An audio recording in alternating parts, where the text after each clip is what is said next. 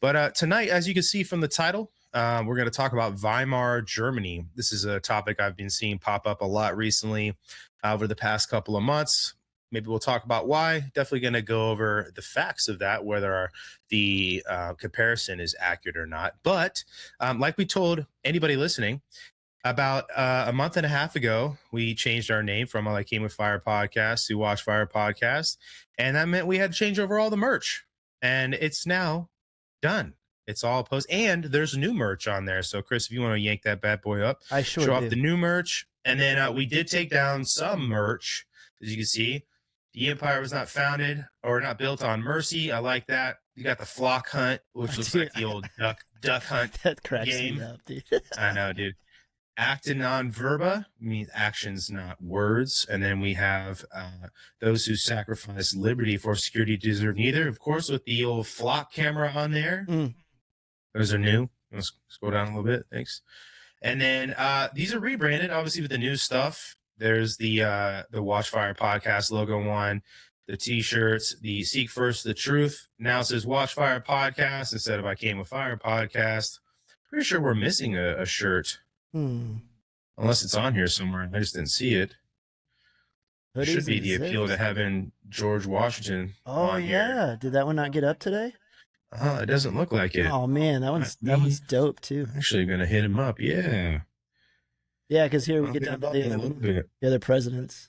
Yeah, I'll hit him up. There's another one that we have that'll go up there. That's George Washington. It's an appeal to heaven one. It's probably not what you're thinking either. So it's pretty cool if I do say so myself. We got Tennessee woman. Good evening. Jay Atkinson. Howdy. What's up? What's up? What's up? It's nice to see some friendly faces in here, hanging out with the Rumble bot. Hopefully we get some other people hanging out in there. But like I said, check out the new merch over there. Some of that stuff I think is pretty cool. Those big designs are on the back with the Watchfire podcast logo on the front. And then some of the stuff, like I said, that used to be up there, the old torch hand, some other things were taken down. They're old, they're gone. And all the new stuff is up there. So check it out. If you like it, order something. Sure helps us out. And it helps Red Pill Threads out as well. Let them know that we're over there bringing in business and being useful to those guys. But heck yeah, man. Chris, have you seen the comparisons online as well, other than like me talking about it, of the United States and the Weimar Republic of Germany online? And if you have, where have you seen those comparisons being made? You know, I really haven't. I had to go look when you wrote your article about it and sent it over to me. That was not a thing that was on my radar. Now with like all of the moving and getting out of the army and all that stuff that I did, detached. I've been pretty detached and pretty offline. And X was like one of the first things that went. X is just a villainous hive full of scum and villainy or whatever they're supposed to say about Mos Eisley. And so I didn't miss it at all. But if that's where it was largely taking place and that's what the pseudo academics were talking about, no, it completely went by me. I had to go find it when you sent me your article to look at. Yeah. You know, algorithms obviously being curated and what they are, it pops up in mine quite a bit, but I do tend to try to stick to some of these alternative, I guess you could say, talking heads and see what they're talking about, because I think right now that side of the right is really driving discourse. A lot of that I think comes from, you know, the like more Tucker Fuentes America First thing. Yeah. Tucker's a very interesting animal. Obviously, he dropped those 10 points or whatever it was the other night, and we'll talk about that more. I want to talk about that more. I want to talk about his relationship with Alexander Dugin. I want to talk about some of the esotericism, the state-type religion that ties into that, some of Heidegger's more reality-based philosophical ideas that are sort of espoused into this like Eastern esotericism that kind of comes off this Dugin tree and has made its way into whatever Tucker talks about isn't exactly Christianity when you listen to him. Blood and soil, all of these things. We'll talk about that. We'll get down to all that stuff, but it's kind of more culturally Christian than it is like, you know, theologically Christian. Theologically Christian? Yeah. How do you mean? Just in that, you know, like you're talking about the esotericism. I'm going to use the words like sloganeering, you know, because he says a lot of things in there that are hard to refute. You know, it's like, I want America to be beautiful. Okay, well, yeah, sure. I want America to be healthy. okay, yeah, like a lot of good things that it's hard to You could refute agree with them on its broadly. Yeah. face, and you do want to agree with them broadly at risk of, you know, being called out by the retard right or the new right, as it were. But then when you dig down into it and you go like, what do you mean by that though? In the Mhm. same way that we pointed out well before that, you know, MAGA or Build Back Better or all these like political slogans are just that. You wind up with this big tent, and then people look at each other and they go, you know, I was here to make America great again. Yeah, me too. Well, what did you mean by that? Well, what did you mean by that? And it's just all the Mhm. same thing, you know, that he's using for it. But when he says it, you know, there is the, and especially when he combines it with things like bringing Hunter Biden on and trying to rehab that dipshit, like there's a lot of dog whistling that's going on there behind closed doors, and that's the esotericism that you were bringing into it. So to Yeah, me, it's kind so of. painfully obvious. No, that's not. I think what you're talking about, the sloganeering piece, that's definitely there. When I say esotericism, I'm more so talking about how he sort of represents this like Christian right, Mm. and there's a lot of people who I guess would fall under this like Christian nationalist banner or whatever, sort of follow him. And I think a lot of these very spontaneous movements that have happened online that are like loosely centered around Christianity, or people just figuring out that there's a Christian movement, Mhm. are sort of co-opted into this, underneath like Tucker's banner and several other creators. And when I say that, like it does sort of lump in kind of what you're talking about with these very broad statements, because he's very careful in how he asserts things that he believes, Mhm. right? Like for example, he consistently denounces the use of political violence. He'll say this, he'll say things like it's horrifying or whatever. Yeah. But then he'll bring people on who have no problem calling for political violence. Right. And it's a form of platforming that sort of absolves him of whatever the message is. Yeah. And it's, you know, you make the point that it's okay to platform people and have a conversation with them, as long as if you're talking to a bad guy or whatever, that they don't get completely and totally uninterrupted airtime without any sort of pushback, Yeah. and having to own their beliefs and having to defend their beliefs and provide their philosophical justifications for things, or their ontological justifications for things, or whatever it is that they're doing. That's not the same. You're letting somebody talk, right? Yeah. And you know, there's an ambiguity inside that, I think, is what you're talking about, this like sloganeering. What I'm talking about specifically is that there's not any sort of identifiable and committed like Christian overtone inside of it. It's all very broad and sweeping. Mhm. It's tied into a lot of these same sort of state religion type Eastern politics kinds of things. America is, you know, land. America is fruited plains. You know, this is the same sort of like blood and soil type of arguments you see coming from like Eastern philosophy. Some of these propagandists, you know, Dugan is one of them that he talks about all the time. And it's where it ties in a religious element to the actual nation itself, and that the nation has this like divine attribute to it, the way, you know, somebody like Alexander Dugin views Russia as this Christian savior of the world, is sort of Mhm. how he views that. But then there's a bunch of these like very neo-pagan things inside of it too that we will unpack eventually. It's not the point of tonight, but Right. this Weimar thing gets brought into that all the time. And it gets brought into it because he tries to paint that what we're going through right now is the natural end of America, and therefore something new must come out of it. Mm. And this is sort of a very similar argument you would have seen inside Weimar from a couple of different groups, right? KPD, the Communist Party of Germany. Obviously, you'd see that with the anti fascist movement in Germany. Um, there's a very obvious reason why the Germans were aware that Weimar was not working. But not everything that came out of it, or everything that happened inside of it, needed to result in a state religion the way the Socialist Workers' Party sort of envisioned Germany, and then took over the Weimar Republic eventually through the Weimar Constitution, which is one of the things that we'll talk about and we'll kind of get into. Does that sort of make sense? You get where I'm going with that? Yeah, absolutely. Let's get into it. Yeah, no, for sure. Coles Walker's in there. Appreciate it. What's up, dude? Coles Walker says, I've not been on Discord. Is there a new show schedule? It's the same show schedule as before.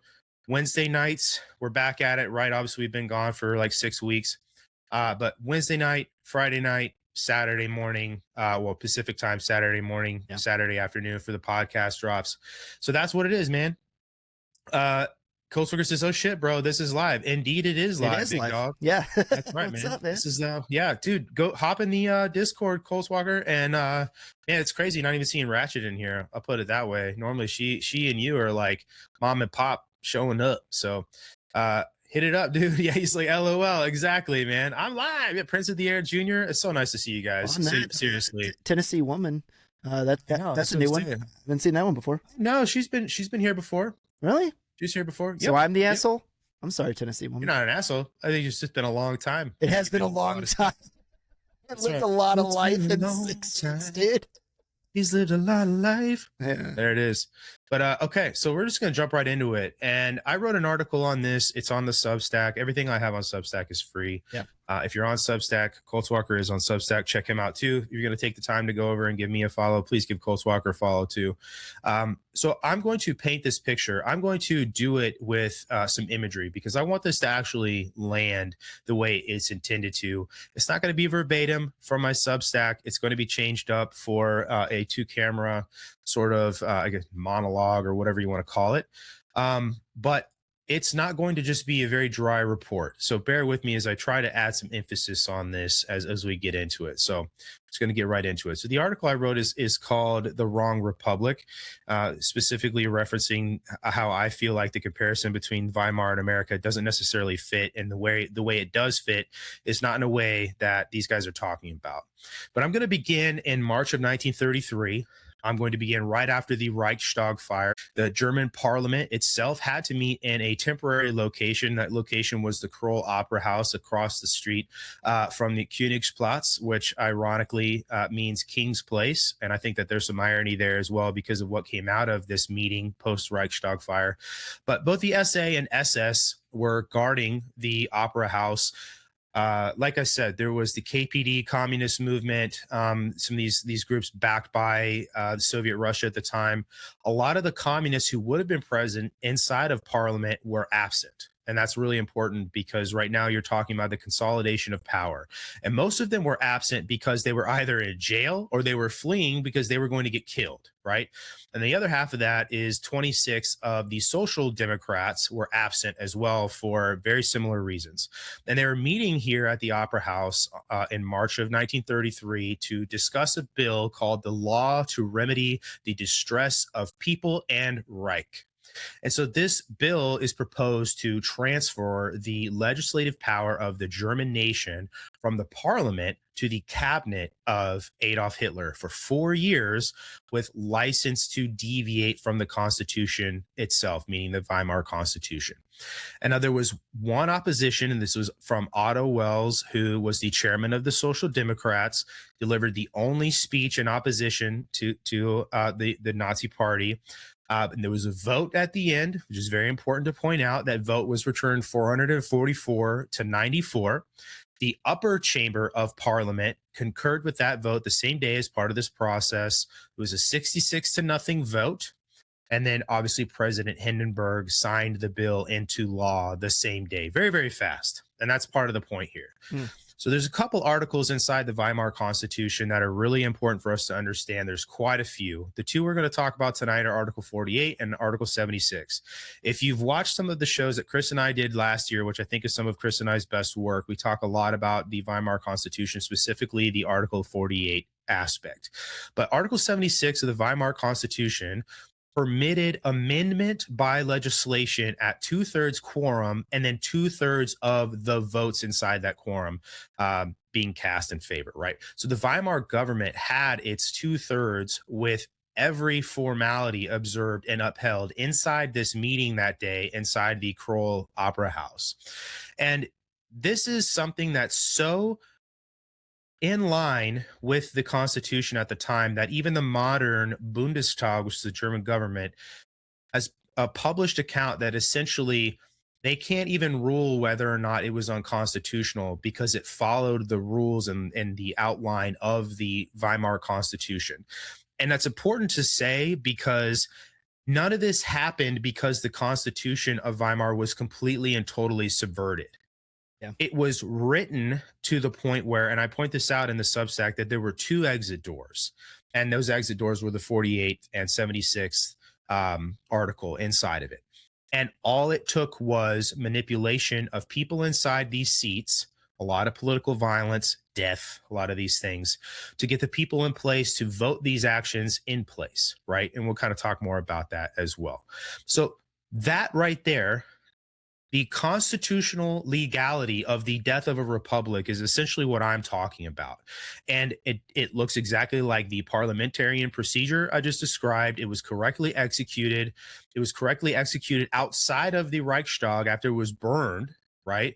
With 107 of the people's representatives in jail or having to flee the country, right?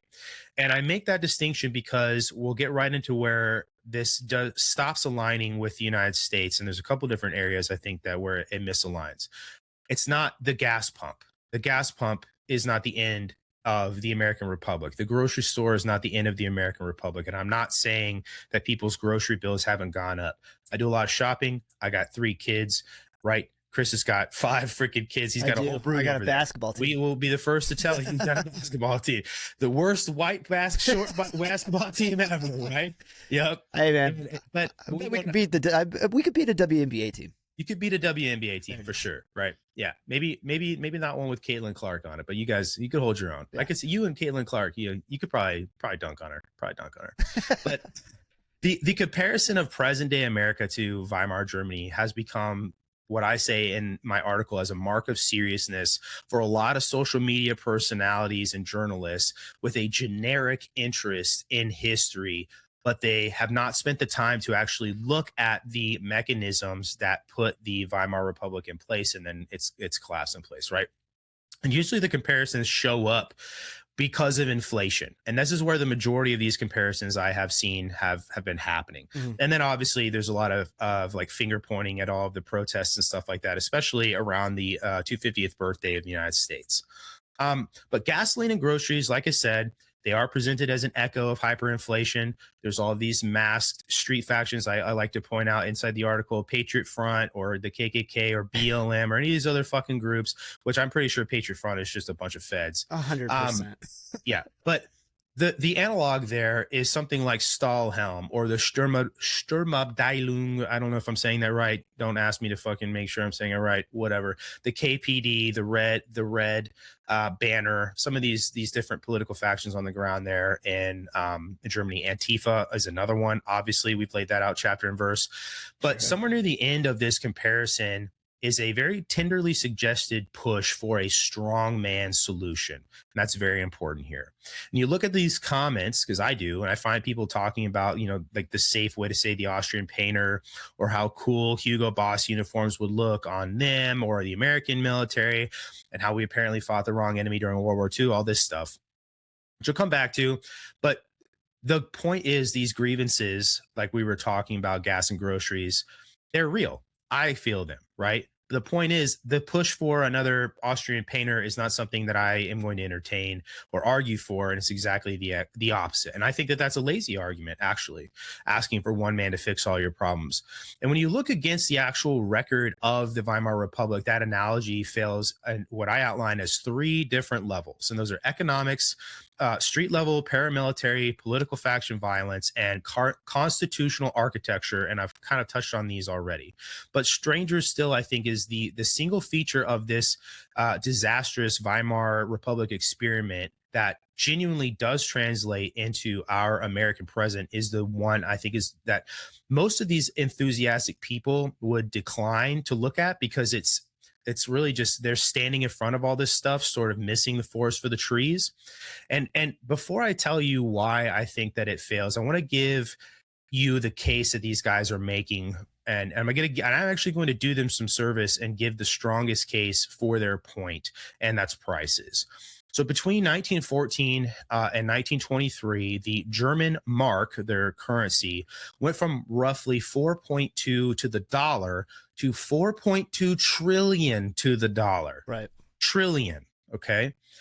Americans have watched groceries and housing costs and fuel climb pretty hard Mhm. after 2021, right?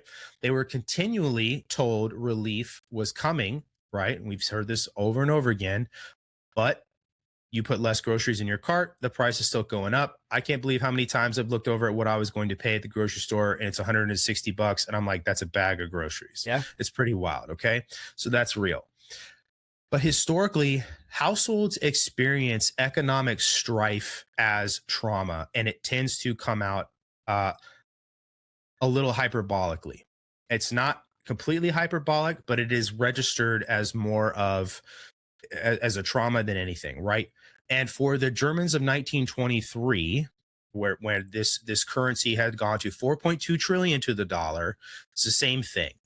And this has resulted in a lot of political violence at the time. So, talking quite literally, the German streets, politics, these are groups of political military factions that are backed by German parliamentary seat holders. So, if you want to look at it through a certain lens, you could almost make an argument that that's like homegrown domestic terrorism, state sponsored domestic terrorism in a way, because it's a political party that's pushing these things with people that are actually in seats, asses in seats in the government. But the analog for that is, again, Black Bloc Antifa walking up and down Portland or Seattle, right? White nationalist groups walking around Washington, D.C., or whatever it is, right? Political murder, also returning to American life, specifically Charlie Kirk is another one that hit the X algorithm within minutes. Chris and I were on the phone with each other talking about that, probably as Charlie Kirk was being rushed to the hospital in the back of a fucking security vehicle, right? And the other half of that, like I said, is the political machinery and the government of constitutional architecture. But Weimar's Reichstag broke until it essentially couldn't produce a governing majority running on emergency decree. And the state ran its final years on essentially the decrees signed by one person, which is the field marshal. And the American Congress obviously is not very efficient anymore and has not passed a full set of appropriations bills on time in decades. And presidents of both parties, right, not just the left, but on the right, have governed by executive order and emergency declaration, right? Courts have settled things where Congress should be settling things because they won't act, right? And the like, I guess addition to that, I would say, is that there's a comparison in appetite, and that appetite obviously is the desire for somebody to come in and fix it. The Weimar conservatives, the right, they had convinced themselves in January of 1933 that the political system of the Weimar Republic was completely and totally at its natural end, which is exactly sort of the point that somebody like Tucker makes, right? And that perhaps a strong hand or a new third party, which has never worked except one time in the history of the United States, was the formation of the Republican Party, right? Properly supervised and regulated, that one strong hand, either a unified party with unilateral authority or a single person with unilateral authority, could essentially restore order in Germany. And Franz von Papen, the inner circle of Hitler's cabinet, believed that they had hired him essentially and could manage him as a person with that position of power, right? And if you observe the American discourse here in 2026, you can witness some of the same exact fatigue that Germans were experiencing. I think that's where that comparison completely ends. Grocery costs, obviously, inflation and hyperinflation are two very different things, right? An unfunctioning government, though not to the extent that the Weimar Republic was experiencing, but a push for or a desire and appetite for a strong man, right? So I'm not saying that people are imagining things. I'm questioning whether they are diagnosing the solution correctly. So my first question for you, Chris, obviously, what would actually have to become true in the United States before you would say that the Weimar Republic comparison to the United States stops being essentially historical cosplay for political points and becomes a genuinely useful warning? Like, what is the threshold that has to be crossed? What's the Rubicon?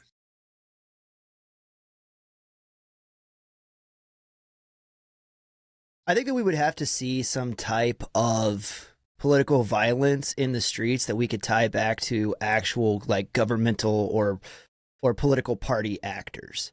I think once we get through, if we break through and it's not just crazy one-off Antifa shitbags who are ideologically captured, going off and like with the Charlie Kirk shooting, or I just did a video breakdown on the Idaho firefighter ambush in 2025. Yeah, that one's crazy. And individual in single incidents like that, you see is that person politically motivated? Yeah, absolutely. There was the Tennessee school shooting at the Christian children's school, right? And things like that. However, Antifa, even though it can be argued to be a political movement, is not uniformed in the sense of like the brown shirts or whatever, and being able to be tied directly to a political party.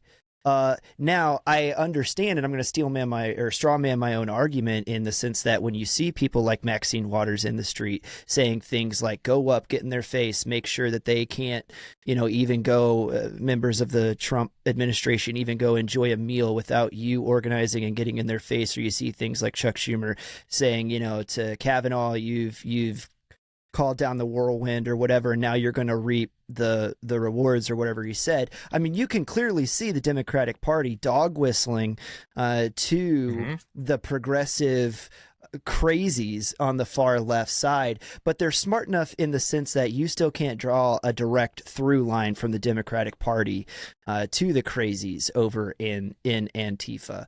To me, I think that the Rubicon would be once you can draw that through line, then there truly is no going back, because they can still retreat behind the First Amendment right. You know what I mean? Well, I didn't specifically say go shoot him, right? Like they use very specific veiled language. Sure, smart enough to do that still. To me, I think that's what it is. Yeah. No, I could agree. I think that threshold is important, like what you're talking about, and I think it's probably a real one, right? I would say that the first threshold would have to come from an economic event, right? Because that's where people really start caring. I think that a lot of people ideologically give a shit, but they can go and exercise that emotion online and sort of feel placated, right? Yeah. And so I think that like if we're going to treat anything like as a warning in the way that you're talking about, and I agree with you, I think that would be an indicator as well completely. I think that we should begin talking about the actual like history of how these like crises in Germany came to be, right? Yeah. And you have to go back to the end of World War I, obviously. Germany signed the Treaty of Versailles on 28 June of 1919, and they accepted under Article 231 responsibility for the loss and damage caused by World War I. This is not just a heavy financial burden. It is also a heavy emotional and identity burden for Germans. There's a lot of humiliation that comes along with that as well, not just self-induced humiliation. The London schedule of payments in May, 2 years later, actually 1921, actually had fixed reparations at 132 billion gold marks. And when Germany fell behind on those payments, the French and Belgian troops began to occupy a section of Germany called the Ruhr. And in 1923, they seized essentially the industrial heart of Germany in the Ruhr to take all this payment that they were falling behind on in coal and steel, right? And the German government's response to that was a passive resistance. And it told the industrial sector workers to essentially stop working, and then started paying all of these guys in marks that they printed for them to pay them, literally. So they created inflation to just start paying these guys. And this currency was already failing, and then they hyperinflated it and then essentially killed it. And then in autumn of 1923, prices were quadrupling every single month. So for over the 16 months of this hyperinflation, the price index multiplied 10 billion times, which is an absolutely insane number. And it sort of seemed to stop in November of 1923. They introduced from the German mark to what's called the Rentenmark, which was backed by mortgages on German land and industry. And they held the Rentenmark very, very scarce. Obviously, sort of like a supply and demand piece. If it's not very present, has more value. But the Rentenmark exchanged for 1 trillion paper marks. And if you go and look on the Substack article I wrote, there's a picture of German children stacking banded German Rentenmark bills, like building a fort or something like that, because they were so abundant and worthless that kids were using them as playthings, essentially. But it, like I said, it exchanged for 1 trillion paper marks, restored the currency to roughly 4.2 marks to the dollar, and the old gold parity from 1914 as well. And there's a German official. His name is Weimar Germany. He was the appointed currency commissioner for 3 days. He helped enforce this monetary plan, essentially, that did stabilize the German currency. But a family, to like contextualize this, a family that had 10,000 marks in paper savings came out the other end of this holding 100 millionth of 1 Rentenmark off of 10,000s of whatever they had saved before. You almost can't conceptualize it, actually. You can't. When you're talking about things in trillions, right? Like, that's absolutely insane. Like, imagine that. Imagine a loaf of bread costing you 4 trillion US dollars. I did save a receipt from when I was in Indonesia one time, because I spent 5 million of whatever the local currency was on dinner, and I thought it was funny. Because it wasn't 5 million US dollars, right? I think I spent like $36.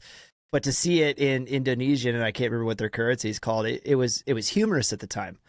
It's not humorous when deflation actually, or sorry, hyperinflation is what we're talking about now, actually takes away your entire family's, not just net worth, but like entire future into generations. Gone. Yeah. Right. Sorry for interrupting you. No, you're fine. I was actually just checking out the live chat real fast. Anyway, there was Colts Walker, to answer your comment about the 1930s Weimar Germans being sick of the Jews manipulating the currency. The actual people that rewrote the currency, like the Rentenmark and all of this, they weren't Jews. Like, these were blood Germans doing this, right? Like, it's not like this is the people actually handling the currency at that point. Like, the Reichsbank issued German money. The president was Rudolf Hovenstein in 1923, and then Weimar Germany, they just mentioned, from 1923 to 1930. After that was somebody called Hans Luther, and then shocked again underneath Hitler. None of those people were Jewish at all for almost 2 decades. So I just want to point that out to like the point. If that's where you were talking about, like the Jews existed essentially. But so there was something called the Dawes Plan. You guys may remember from maybe some AP US history, I don't know, or AP history in high school. I remember hearing about that in AP history. But at Locarno in October of 1925, there was a man named Gustav Stresemann. He was somebody who signed the German treaty with France and Belgium that essentially guaranteed their shared frontiers, with Britain and Italy standing in as essentially guarantors of the sovereignty of these two places. This is obviously post World War I, and then leaving Germany essentially, the signing of the Treaty of Versailles had left Germany a pariah, like we said before. But this returned them to European diplomacy as essentially a country again, if you want to use terms loosely. And then they even entered the League of Nations in 1926, if you guys remember that failed experiment as well. So there was about 5 years where the Weimar Republic enjoyed like roughly workable years with a stable currency, people able to work. A lot of this aggression that the French and Belgians, specifically on the industrial sector of Germany, were bringing down on them had kind of subsided because they've kind of been, introduced back into the fold a little bit slowly. But in the Reichstag elections of May 1928, 5 years after Germans were, obviously carting around, there's pictures of this, Rentenmark bills and wheelbarrows, the National Socialist German Workers' Party only won 2.6% of the vote, which obviously would eventually become what we call the Nazi Party. So that's 12 seats in a chamber of 491 parliamentary seats. And Hitler's response to hyperinflation obviously was the beer hall putsch, and was in front of a place called the Feldherrn Hall, and it put him in Landsberg prison, which is of course where he wrote his seminal work. But by 1928, essentially he was just somebody who was a person who had tried to exact a political false flag and then had written a prison memoir, right? He was not the person he would become in a very short period of time.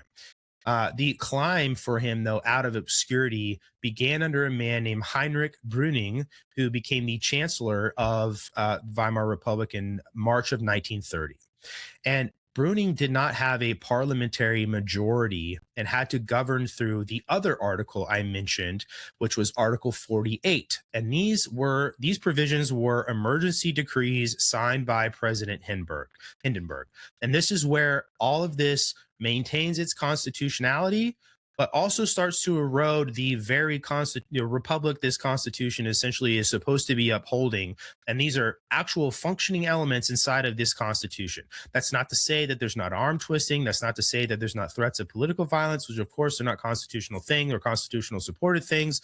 But this is the way it works, right? So a lot of taxes went down, up, a lot of spending went down. In 1931, there was an emergency decree to cut German wages and prices across the economy by fiat. That was by the German government. Unemployment rose from under 1.3 million in the summer of 1929 to more than 6 million by 1932. Imagine 6 million Americans out of work all at once in almost 2 years. And so somewhere between a quarter and a third of the German workforce was out of work. That's what that equates to, 6 million Germans.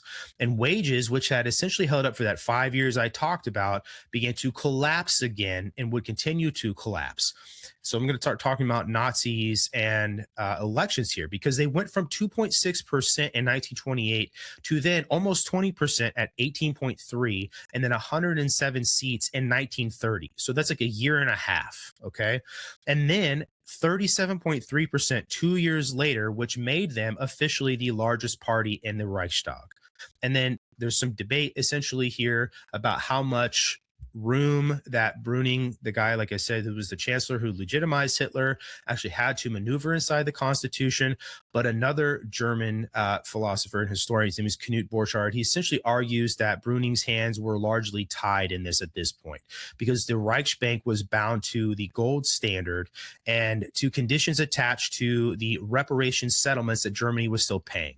And foreign lenders had fled Germany after the crash, meaning there weren't a bunch of countries sitting inside of Germany willing to hand out money to the German government or private German citizens. And any German government that tried to spend or devalue its way out of the slump that they were in would risk reawakening the inflation that happened all through the 1920s, and a population of people who just 10 years ago lost all of their savings and then 10 years later would experience the same exact thing. You're not talking about the distance of generations. You're talking about the distance between your 20s and your 30s, and this happening to you twice. That makes sense, right? Yeah. And so there are other scholars, obviously, who argue that there are workable alternatives existed inside the Constitution that weren't tried.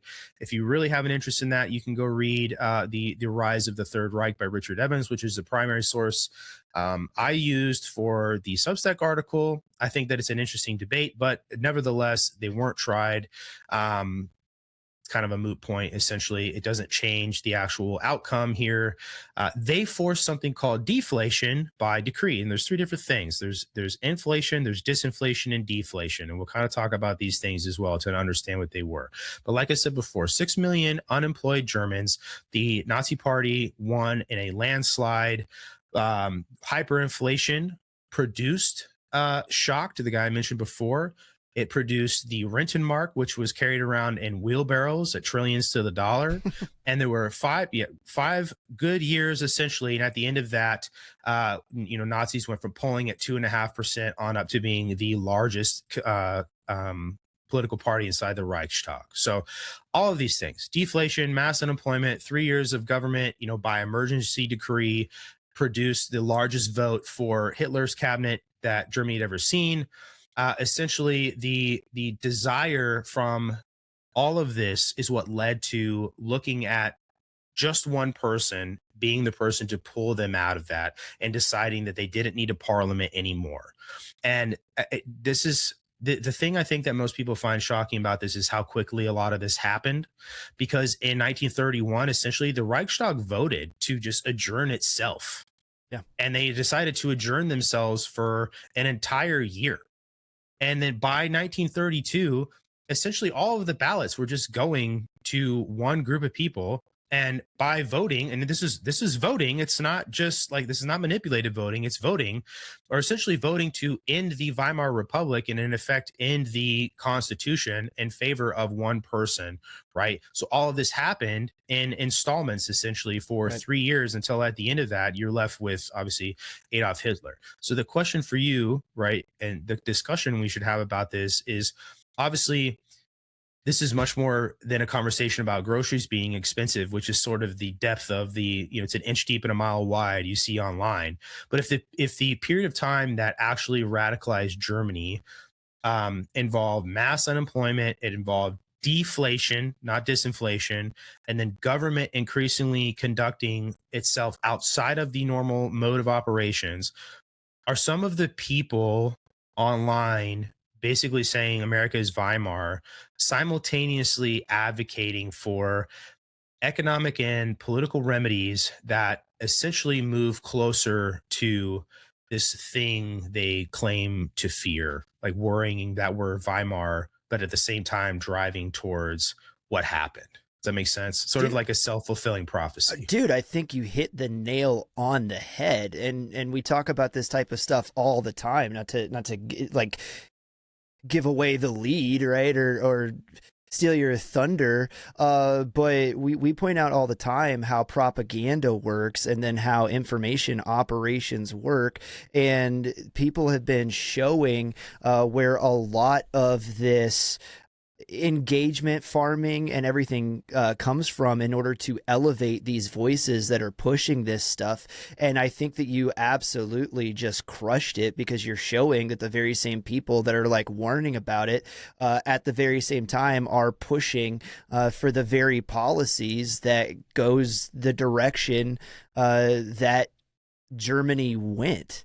And they're doing it in the same posts as they do it. The only way to save the Declaration is to steal it. It's upside down. Yeah, there you go. That's the whole Nicolas Cage argument, right? That's exactly what they're doing. And that's why conversations like this are so important, because I think largely what happens is Americans get distracted by arguments where people use lots of words and say nothing. Right. And so then they get lost in the post, TLDR. Hey, Gemini, like, hey, Grok, summarize this for me. Right. And they're like, oh, man used many words, must be smart. I should listen to what he had to say. When in reality, if you actually boil it down, if you take the sophistry out of it, like you like to point out all the time, if you actually pull out the nuggets, the crux of the argument that's trying to be made, you're advocating for the very thing that you're raging against. And I'm legitimately concerned for Americans that realize it. Exactly. And you're doing it with a smile on your face, just because you think smart man makes smart point, because it was a long point. It's not a long point. You just took a long way to, so I don't want to repeat myself. I think you absolutely nailed it. And that's what's going on. And that's why these voices are being elevated, by the way. That's why they're being pushed. Yeah. No, I think that just like human beings have not evolved out of the need to blame all of their problems on one people, and then in the same breath need one person to fix those problems. Right. And I say that it's a very lazy argument to say, oh, I just want to abolish the Constitution.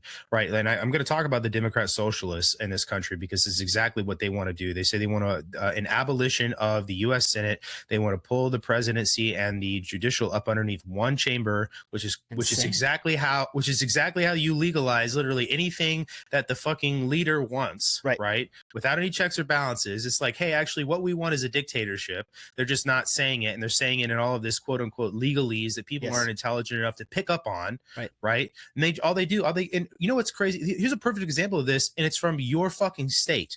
A dude who won your gubernatorial election, right, and beat this fucking Korean chick.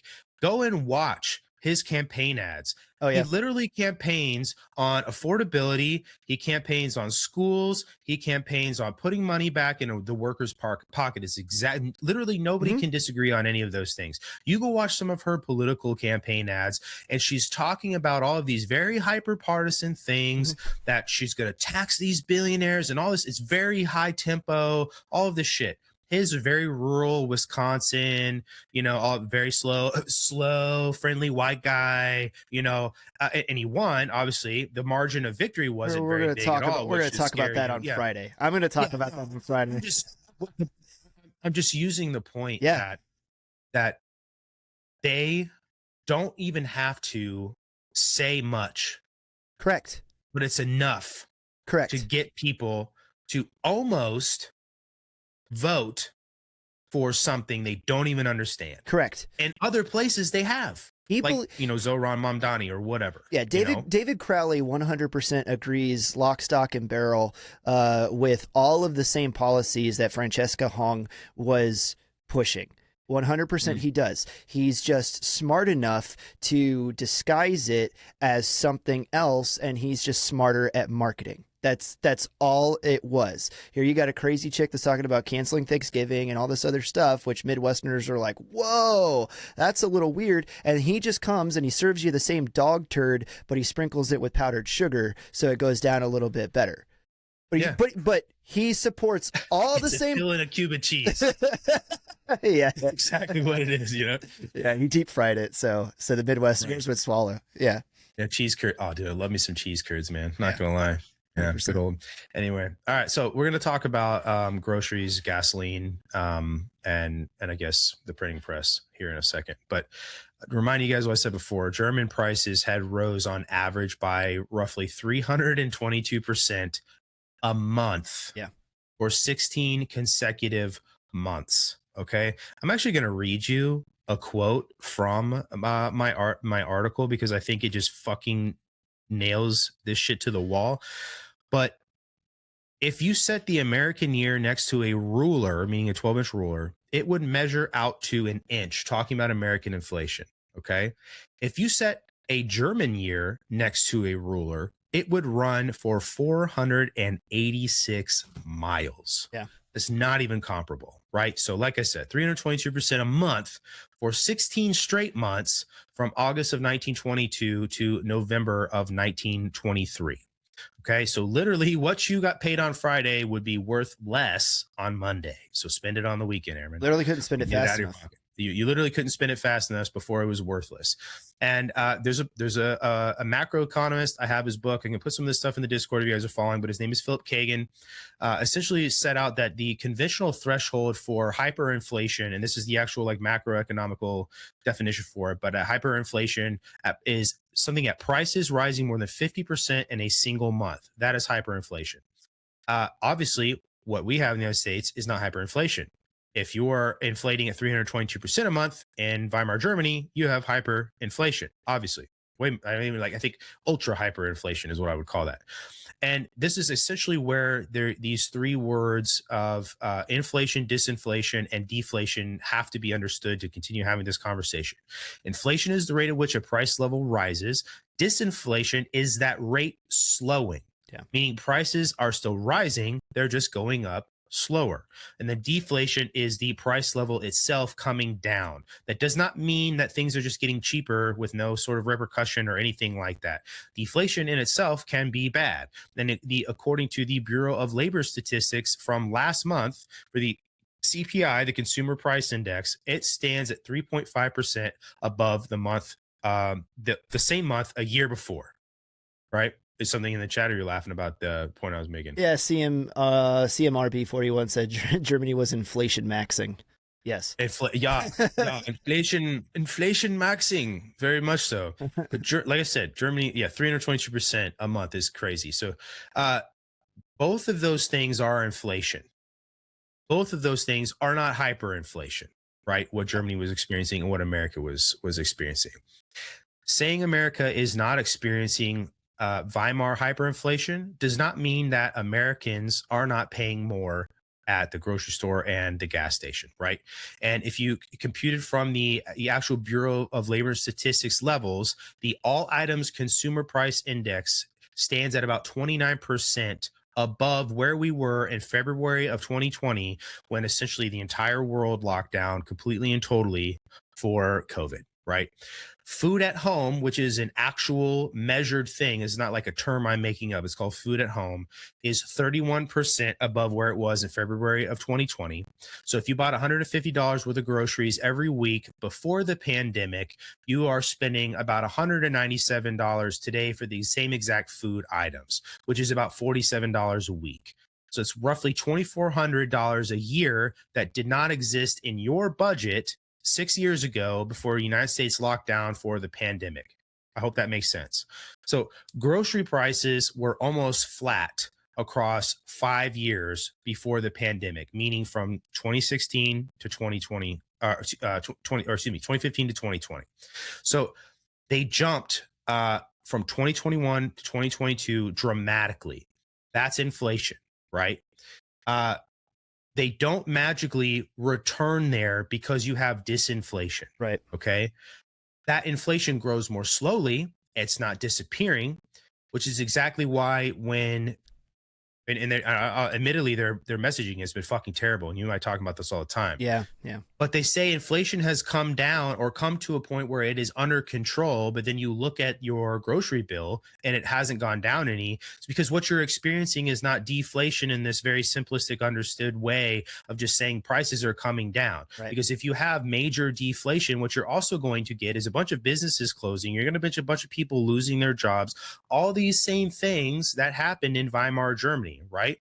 So the other problem with averaging prices as well is let's compare both beef and chicken, right? And I do this in the article as well. Beef and veal, which are the two things that get tallied up underneath the American beef industry, and then eggs. Beef and veal can go up, and then eggs can go down at the same time. The food at home average can average some smaller number, but a family at home that eats a lot of beef is going to pay far more than the average price. But if you eat a lot of eggs, you're going to pay less, right? And nobody essentially is buying the average of that. And gasoline is another thing that's also really visible. Most people pay a lot of attention to gas prices. Honestly, if you have a conversation with my dad, one of the first things out of his mouth is going to be what the cost of gas is that day. It's everywhere, anywhere you drive on the road, but the national average, and I checked it today when I published my article, is sitting at just over $4. Is $4 and a penny.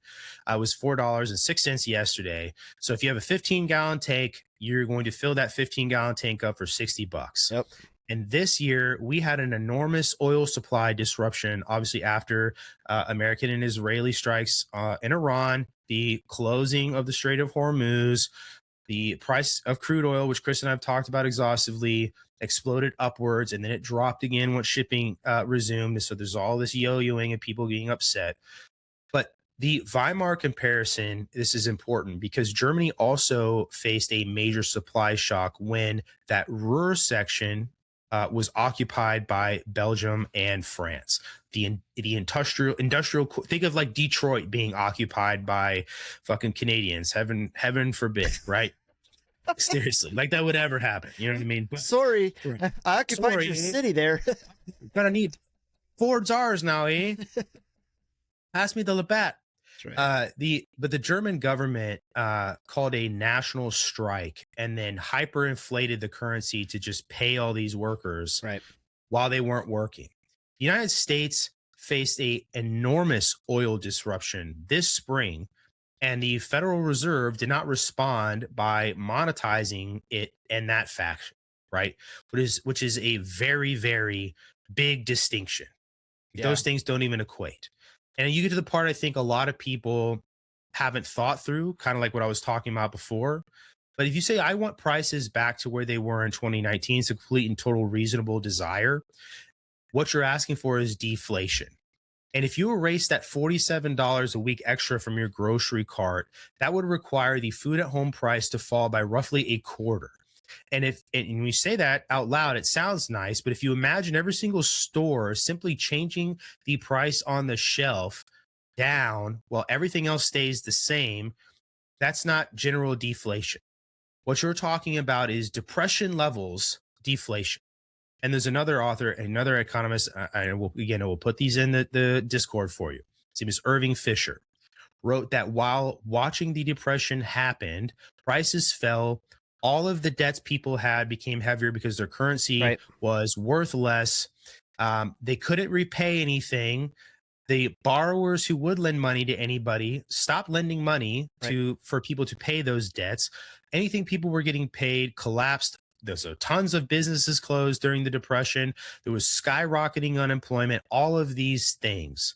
And the same thing happened in Germany with Brüning when he imposed the contraction of the emergency decrees and deflation on 65 million people in 2 years. And that's what led, and this is not necessarily a cause and effect thing, but for Weimar Germany, it was the cause and effect that saw the Nazi Party becoming the most dominant party inside of the Reichstag. So the question I have for you, Chris, is there's a political problem obviously buried inside of all of these statistics because they have to be solved by a government institution, right? People don't have the mechanisms to fix this problem nationally. Does that make sense? Yeah. Like you could grow your own food, but you're not helping out your entire neighborhood, right? But how much danger comes from a gap between like an economist being technically correct that inflation has slowed, right? When they sit there and say, it's slowed, that prices aren't going up the way they were, and that you can be completely correct that you're still paying more for groceries. At what point does like that gap between the legitimacy of an institution become, merely a legitimacy problem for the entire economy? Does that make sense? I think people start questioning. Yeah, people start, and we are in the era of question the experts, question everything. And COVID clearly put us here, and we just watched Anthony Fauci get deposed up on Congress as all of his communique are coming out and everything that he knew, right? Which is just putting an exclamation point on what everybody pretty much already figured out up to this point, but that, he really did know all this stuff and then was just lying the entire time. So now the entire health industry and modern medicine, people are throwing the baby out with the bathwater when it comes to some of that stuff based on the legitimacy issues that these politicians create. And all the time you get people that run on solving a problem, get into government, then start pulling levers, pushing knobs, and touching buttons that they have no freaking clue about what they're doing or spend the time thinking about second and third order effects of down the way and just create more problems that then they have to develop some government agency to go in and fix. And then the loop just goes around. So to answer your question shortly, I think that we are dangerously close to that already in the total collapse of institutional legitimacy. And I think that the Trump administration,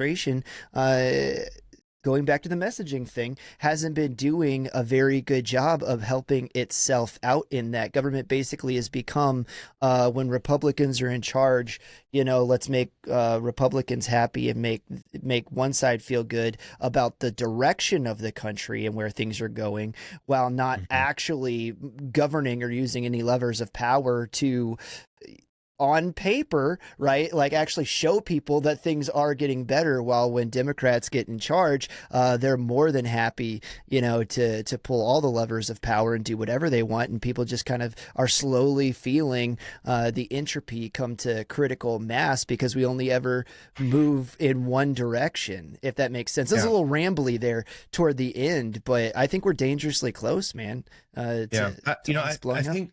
I think it's just like a multi-headed hydra too, because this is sort of where like that historical ignorance stuff that I talk about becomes almost funny if the consequences of it weren't true or serious. And we're not all in this car together. Yeah, exactly. Yeah, fighting over the steering wheel, because these people. The comparison is Weimar Germany had a bunch of economic trouble. well, I interpret this as a bunch of economic trouble, Right. and that's all I'm going to tell myself. I'm not going Exactly. to run this down. And then people demand price reductions and not actually grasping the drastic measures that would be required to deliver on those price reductions, Mhm. which is exactly what happened in Weimar Germany. Those measures, actually occurred at the, use of an emergency decree inside a provision inside the Constitution, which effectively helped reduce the Nazi Party. Not saying that's pure cause and effect, because Yeah. that would be a inaccurate thing to say, right? But some of those same people longing for a strongman person, a Hitler-like figure, or whoever it is, a Stalin, a Franco, a Mussolini, and these people are also trying to say save America at the same time. Yeah. And it's like you're killing it at the cost of economic shock, essentially, Correct. right? And the point of saying, at what point does institutional mistrust become like macroeconomic mistrust, meaning not just a portion, but the entire thing, right? Once institutional trust is gone, every single disturbance, right? Or every single shitty thing that happens to you starts getting interpreted as proof that the entire thing Correct. is falling apart, right? And it just brings us essentially to, what everybody, I guess, interprets as like justifiable political violence Yeah. against one another, specifically, mind you, right? And how many, like, even that Luigi Mangione thing got immediately politicized. Yeah. People on the left saw him as somebody who was a champion because he killed somebody from big pharma or big medicine, right? Big insurance, all of these things. And he immediately becomes this like vigilante hero. Like, and it's a loose distinction, because so many people can sit there and say, well, yeah, this guy represents an industry that does prey on people. Okay, well, what are we okaying in the process of that? Well, an entire half of the political spectrum here in the United States was like, I don't care, or good job, right? I mean, there were some people on the right kind of doing the same thing, but it just becomes, the normalization of some Yeah. of this shit, I guess, if that makes sense. Well, it's the logical process, the logical thought process of the entirety of Candace Owens' listener base, her entire audience, where it's Sure. like they so want something to be, directionally true, to quote you, right? That if they find a clue, right, or a piece of information that reinforces it, then see, I told you so.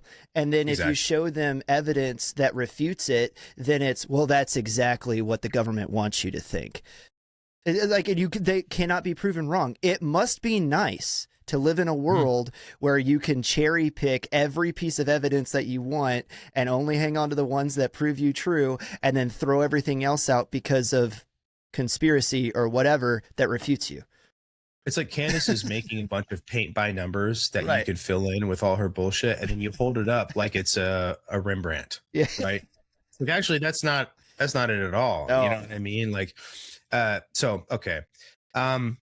There were three specific primary uniformed groups of political violence factions in Germany, and it's not even it's a completely the truth when I say that they were fighting for supremacy on the street, because they were. It's not like some stupid 1930s, dance fighting jazz play. Like, these people were actually out there killing people and throwing grenades and shit, right? But they were uniformed, is the point I'm trying to make. They had ranks, they had flags, they had a headquarters building, they had political leadership, all this stuff. What's up? Just wanted to engage with over on YouTube. Yeah, this is live. JTS Hubs, see your comments over here. It's capitalism. This capitalism experiment is a failure. You have to bring a little more evidence than that. Yeah, no. I think that's entirely inaccurate, he said, on something that capitalism built. So on the right, the German right, you had that group I had trouble pronouncing. They're called the Sturmabteilung. I'm fucking that up. So I'm just calling them Sturm for the all intents and purposes. Close enough. Yeah, but the SA, those guys, they passed 400,000 men in ranks, not just like passive membership, right? Actual uniformed people. In 1932, 400,000 people. On the left side are the Communist Party of Germany, or the KPD, which I mentioned as well. they are directly funded by the Soviets in Moscow, completely and totally. Funded under a guy named Ernst Thälmann. The KPD street arm was called the Red Front Fighters League, which was banned in 1929 by the Social Democratic government of Germany at the time. But its replacement project is one we've all gotten very familiar with: Anti-Fascista Action, Antifa.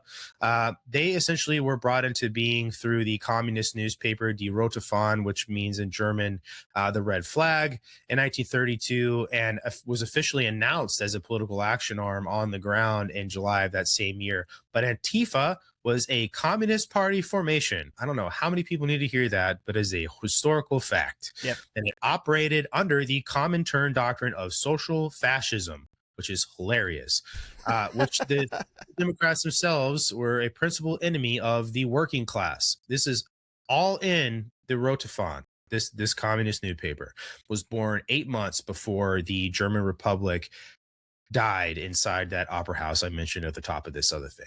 But there was a group of moderates as well, which I find to be very interesting. The Reichsbanner Schwarz-Rot-Gold, which means the people's flag of black, red, and gold, which is the German flag colors. There was millions of members on its rolls. Hundreds of thousands of them were formed into their street military arm.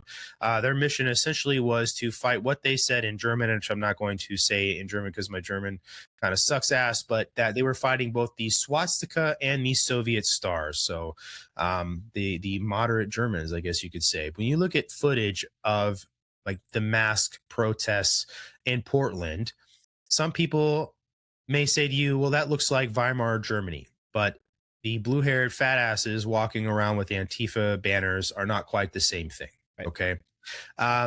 Franz von Papen, the guy I mentioned earlier, who was the German chancellor, who basically thought that he could control Hitler by putting him in power. That did not work, obviously.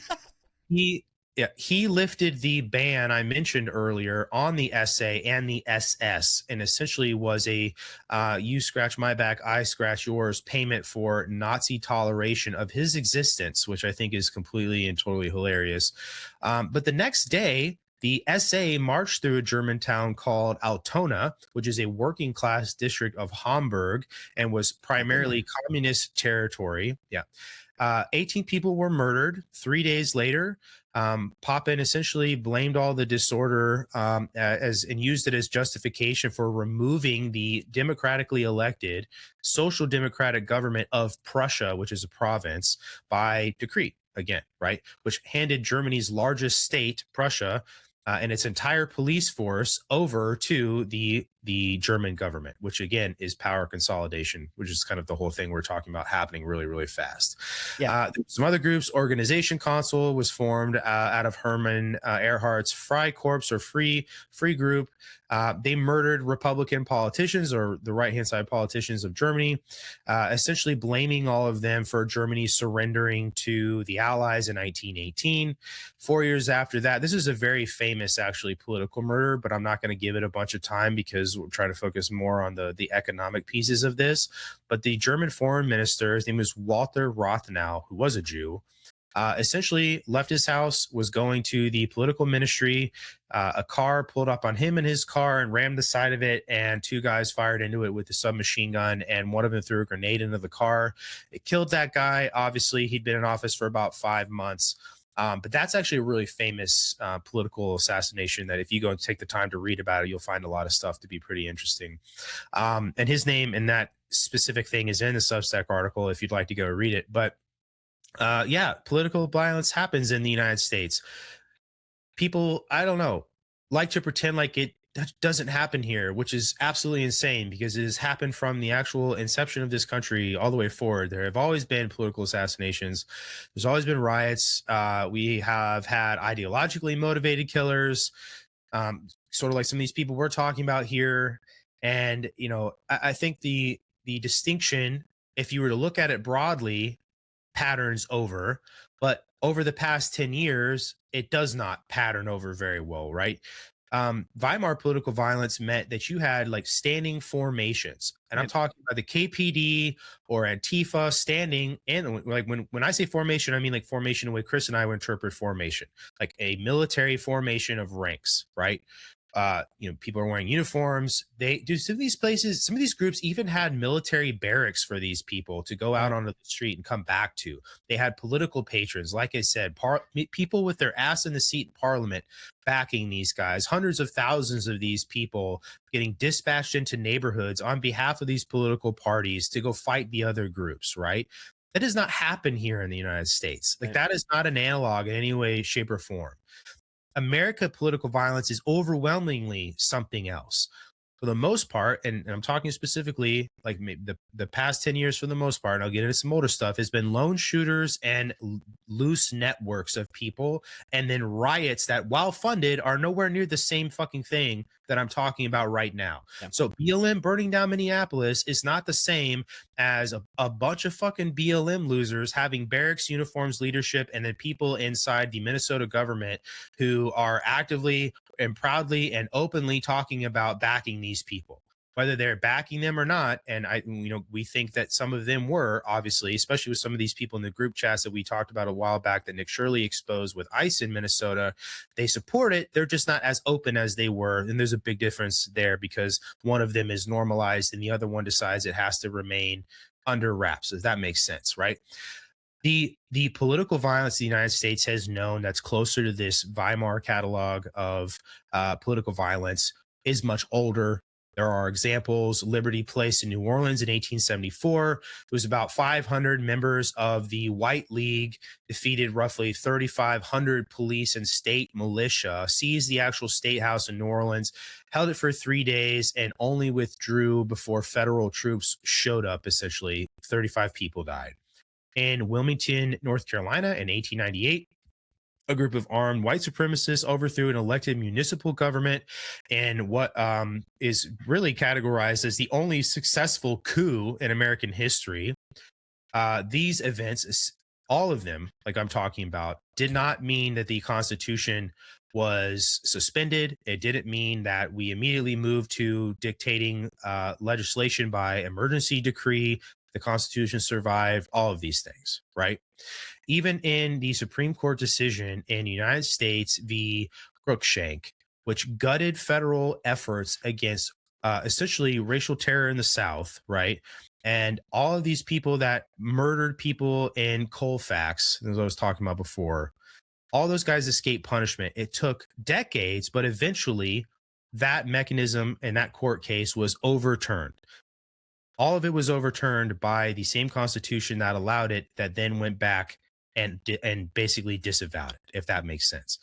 The 60s is another great example of a bunch of American political violence, the civil rights movements. Obviously, we saw the assassination of a president. You saw the assassination of Martin Luther King. No matter what you think about the guy, I don't really like him. I think he was a Marxist, still was a political assassination. The assassination 2 months later, 2 months later, you had MLK shot in April, and then Robert Kennedy was shot 2 months later, right?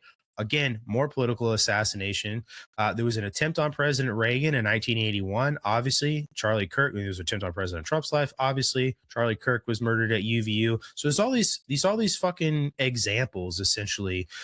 But as time has gone on, the majority of American political violence is that like lone shooter, essentially. Yeah. So if you draw a harder line, then political violence exists, therefore it's the same. So what would you have to see before you would say American political violence has actually changed into another category?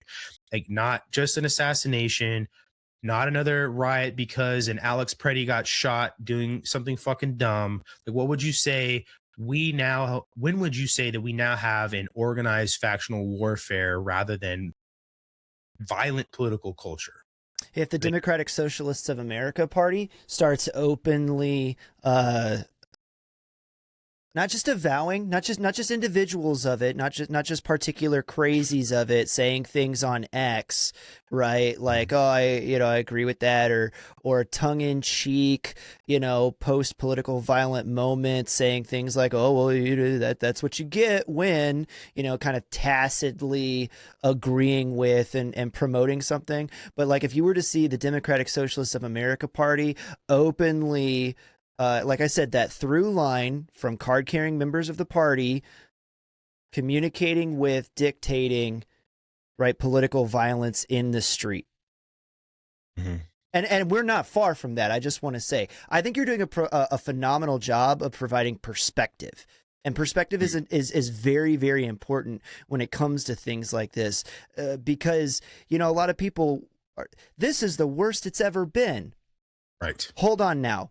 This is the worst you've ever experienced in your throw the fucking baby out with the bathwater. Exactly. In your short life, or since you've been politically active, or whatever the case is. But let's zoom out and look across the spectrum of history and provide ourselves with a little bit of perspective. This isn't the Civil War. Americans aren't killing each other by the hundreds of thousands yet, right? Like, you talk about the economic situation. It gets buried all the time because World War II, for some reason, is like the one watershed thing of world history that everybody can quote back to and talk about. But then you forget about the Great Depression, and you forget about the Dust Bowl, which set up the Great Depression. Like, economically, things aren't even as bad as they've ever been in the United States. Go ahead, man. And obviously another one that gets completely forgotten all the time is Restoration. Right. Like that was a completely and totally insane period of American history. Yeah. Right. Don't talk about that at all. Like but it's just, it's super important to be able to objectively look down and say what a thing is or what it isn't, not just draw a few similarities off the top, like you've done a really good job doing here, and then be like, oh, well, because this is somewhat similar to that, the economics are somewhat similar to the you know, the rise of Weimar Germany, so it's just like that in every way. And no, it's not. Right. No, it's sort of like one of these things. Just like, calm down a little bit. Take some time. Go read a book. Don't listen to some shithead talking head on Instagram tell you the sky is falling like Chicken Little, you know? Right. You could just compare. It's just so funny too, because people are always like, well, the Weimar Republic had a constitution and it failed too. And it's like, okay, well, you have to prove first off that the American Constitution is failed. It hasn't. It's much greater resistance than anything you're talking about and is still here, right? It's just like, if you just compare the two constitutions, essentially, like, that should disabuse you of the majority of the things that you're advocating for and against at the same time, right? That makes sense. Yeah. Like, the Weimar Constitution on paper is one of the most democratic instruments ever drafted, right? Article 48, Article 76, like I said, 2 exit doors, right? They were used over and over and over again. When things got bad enough inside of Germany, whomever was the Reich president or the chancellor could take measures because of Article 48 to suspend people's personal liberties, right? Yeah. They could suspend the inviolability of your house, meaning the privacy you enjoy, privacy of correspondence. So you mail a letter to your brother from Hamburg to Kaiserslautern, it could be read lawfully.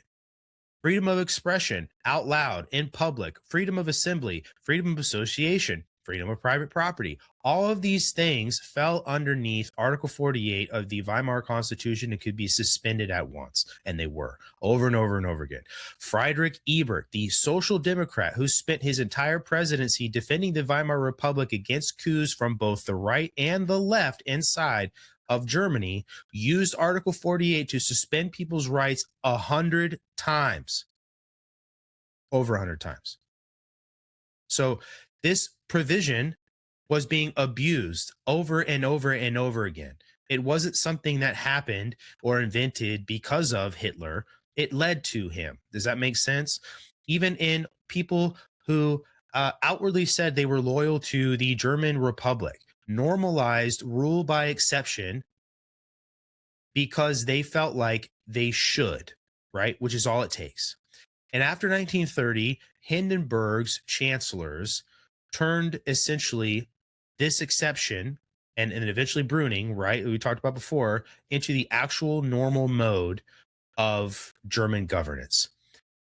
Article 48 suspended 7 constitutional freedoms until further notice after the Reichstag fire. Completely and totally lawful sentence. Article 76, which I already laid out as well, provided the route for which the legislative process inside Germany could surrender its own power. They adjourned for a year on their own volition, right? You compare that with the United States. Article 5 requires 2/3 of both houses of Congress to propose a constitutional amendment, and then 3/4 of the states have to ratify it. The president is excluded from the entirety of the amendment process. That does not happen inside the Weimar Constitution. A chamber of U.S. governance cannot rewrite the Constitution in an afternoon the way it did at Kroll Opera House across the street from Königsplatz. It can't happen. It cannot do it in a decade, right? Unless you get 38 states to agree. That would be that number. Habeas corpus may be suspended only during a rebellion or invasion, and that clause sits beneath a different article, Article 1, which is a legislative power. And the Constitution grants no general presidential authority to suspend the Bill of Rights in an emergency, which is what happens under Article 48 of the Weimar Constitution. It grants no general authority to govern by decree, which is why Chris and I say all the fucking time that executive orders are dumb. And American history has repeatedly tested the constraints of this, of the Constitution. In the Civil War, the Supreme Court held ex parte Milligan that military tribunals could not try civilians where the ordinary courts remained open. Didn't happen in Germany. Supreme Court Justice Davis wrote that the U.S. Constitution is a law for rulers and people equally in both war and peace. Didn't happen in Germany.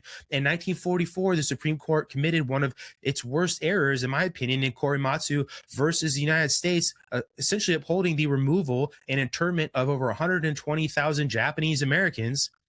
44 years later, the same group of the same U.S. Congress, the Constitution, apologized by statute and then paid reparations to those guys who were still alive, right? Not their family members. I want to point that out. Those ones still alive, looking at you, BLM, right? The same system that made a bunch of shitty ass decisions fixed it all inside the same thing because they're not exit doors inside the Constitution that we have. Later generations, you can use the same system to admit wrongs today and then compensate for them without having to suspend it. Another example of this would be in 1952, during the Korean War, the Supreme Court stopped President Truman from trying to seize the entirety of the steel industry because he was worried about losing the ability to make things for the Korean War effort. He went about it the wrong way. The war effort was saved, but not because he decided to strongman his way in there, but because the system worked itself, right? So in 237 years, talking about the ratification of the Constitution, right, through invasion of this country, civil war, depression, 2 world wars, Yes. multiple political assassinations of presidents, riots, constitutional crises, the Article 5 amendment process has never been used ever to abolish the constitutional order itself. The Weimar Republic's amendment machinery was used that way 14 years after the document was written. That is not a small distinction. That is because of the architecture inside of our Constitution. They are not the same thing. No constitution can save a people who are no longer interested in constitutional government, which is what a bunch of people online are interested in. So at what point does the architecture of a constitution stop mattering so much, and how much political insanity can a well-designed system absorb before the civic character of the people that it sits on top of finally overwhelm it? That's the $1 million question. I don't know, but I think we're all going to find out together. And it's just like I do too, but it's just like how does the saying go? It happens gradually and then all at once. Right. You got an appetite for a couple questions from YouTube? I do. I was actually just exploring the live chat right now. What's up, Yep. Reggie? Yeah. So yeah, over on YouTube, let's see, JTS Hubs asks, so why so much comparison then to the beginning of Nazi Germany? The comparison that I'm making is because people online don't understand the actual history. So they are making loose comparisons from a very generic understanding of these things, which is why we're having a conversation getting into the weeds of why they're not accurate. So that question. I took that question to mean why so much comparison, like in the online space, toward it. That's what I thought it meant. Mm-hmm. I think it's because it's the nearest analog to constitutional republic collapse in a Western country that people can revert back to, because then it led to one of the greatest villains in history, and then consequently World War II. That would be my guess. I think I think you're absolutely right. I think that it comes down to, like I was saying earlier, World War II gets so much so much spotlight, right, in like anybody's primer of American history or world history, that it's like the one thing they can harken back to and kind of pull out of the dust balls of their mind. And so they're like, oh, that's just like that one time in World War II, or just prior to it. And we haven't denied that people are experiencing economic hardship or that political violence hasn't ramped up in the United States. We haven't said that at all. We've said the scope and mechanisms are completely different and not even close. Like what I said about, you take an American year of inflation and you hold it next to a 12-inch ruler, it's an inch. You hold it up next, you hold a year of German inflation up to a ruler, I just don't want to get my numbers wrong, it would run for 486 miles. Yeah, insane. Like, that's scope is not even in the ballpark, dude. It's not even in the same county. You know what I mean? Like, maybe not even the same state. Not even the same state. Yeah. Let's see. Smoky Mountain Kitty asks, oh, go ahead. What do you want to catch up? People often jump from institutions can fail to institutional design doesn't matter. And I think that obviously those are not the same thing. And I think from like a precision standpoint, right, not arguing that America is magically immune from Republican collapse. And by that, I mean like constitutional republic. I think that would be a stupid argument to make. The argument I'm making is that if we are searching for a warning, and people are inside of Weimar Germany, that we should stop importing the parts of it that do not fit inside of our republic and pay attention to the parts that actually do, right? Appetite specifically, because one feature of the Weimar Republic's fall does translate into the American president a little bit. And it's because, and it's this appetite I'm talking about and desire for, right, a strong man. There are a lot of people looking for that, even on the right, right? People like, oh, Trump should run for a third term, all these things. It's like that right there is how you wind up in these places where you have somebody who's, dictator for life, or, to use a Caesarean term. But anyway, sorry. No, I think you're absolutely right. When somebody's sick, it's important to understand, right? Taking this back to a medic standpoint to just kind of like contextualize it. When somebody's sick with a certain disease process, you don't give them every medication under the sun for that. You isolate what is specifically causing that disease process, right? And you treat that symptomology, and you go after that specifically. So to bring it back to this comparison, there may be some similarities here, right? But it is not prescriptive of the situation, all-encompassingly prescriptive of the situation that we are in. So all of the fixes that were used over there are not applicable here. Mm-hmm. They're just not. Well, and the other part of that is scapegoating, right? Which is kind of the other thing that happened. Well, not kind of. It is the other thing that happened in Germany. Right? Completely, totally. Oh, yeah. Sorry. I didn't know you had another one. One more right here. So the next question, this is from Smoky Mountain Kitty. So the next question is, will the society beg the government to crack down what the government wants to do and create the controlling dictated society because of it? Say that again? It says, the next question is, will the society beg the government to crack down, in parentheses, what the government wants to do, and create the controlling dictated society because of it? I don't know if I'm retarded or I'm not understanding the question. I'm reading it one more fucking. No worries. I'm reading it word for word. The next question is, this is over on YouTube. Okay. Yeah. The next question is, will the society beg the government to crack down, in parentheses, what the government wants to do, and create the controlling dictated society because of it? essentially, I think what they're trying to ask is, when does the society start begging for its own subjugation? I think that's I think it a already short is. version for I it. think a lot of people already are.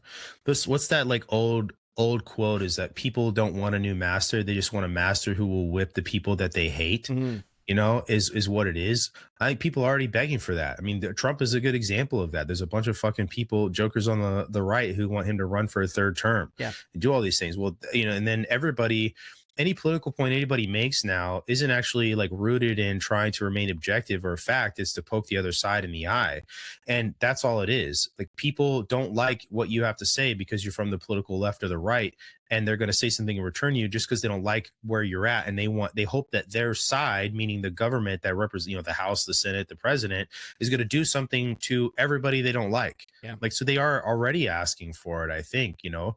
And I mean, it's to the point where, like, when is the government going to oblige them, if that's their question? You know what I'm saying? Like, I think we already have seen examples where the government has obliged them. Look at Yeah. what Biden did to Trump, raiding Mar-a-Lago, all these things, Right. right? Making up new fucking things to prosecute him in New York, right? Like, all these, coming up with new statutes. Like, they're begging for it. We're going to give it to them. You know, Alvin Bragg is running on this completely and totally, which is insane to run on. You know, like, it just.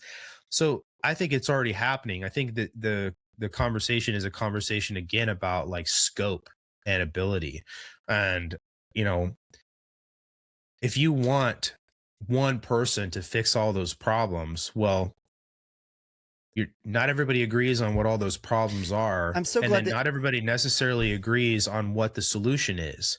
So all you're doing is handing over your liberties, you're putting them in a box and giving them to somebody else, thinking they're going to do. It's like when we try to define, when we all kind of realize at the end of the presidential election that America first doesn't mean the same thing to everybody else, and then immediately everybody was like, wait, I didn't think that's what you meant. Yeah. Right, because you said America first. Well, it's like, we've become so good at sloganeering that you didn't even bother to look underneath any of these people that are saying it and what they may actually think and what their actions have shown that they will do. And then one more point that I love to make on top of that is, where is this strong man going to come from that you're going to give all this power to? He comes from the same pool of people inside this country that we all exist in. So where are you going to find this benevolent strongman that is going to rule by dictate in the manner that you find acceptable? And by the way, once he starts to, and then to your point, does one thing because he finds a problem that you didn't necessarily think was a problem, and all of a sudden you go, oh, that's not what I meant. Too late. Now you have no power. Now you can't say shit about it. So so this is like quintessential throwing the baby out with the bathwater when you do this. It absolutely is. I don't understand the impetus and the thought process of where it comes from. I mean, I get that people are hurting, and I get that, you know, it's you know, I was in SEER school. The beatings will continue until morale improves. I've seen people say just about anything just to get, you know, stop getting slapped around. I've watched it happen, and people will. This is why enhanced interrogation, right, is such a bugaboo, because people eventually will tell you whatever you want to hear just to make it stop. Make the pain stop. I just want security. I want to go about my daily life. You know, you point out all the time that people will put up with insane amounts of tyranny in their life if they have a modicum of security and they know what to expect. Yeah, or they're placated with pleasure. Yeah. Absolutely. Well, I mean, the one of the other points I want to make too, I didn't mean to derail you. No, you're fine. As you and I try to stay on a certain schedule. I lost your mic, buddy. You lost my mic? I lost your mic, yeah. Can you guys hear him? Can't hear me at all. Is it just on my end? Can you hear me now? Can you hear me now? No?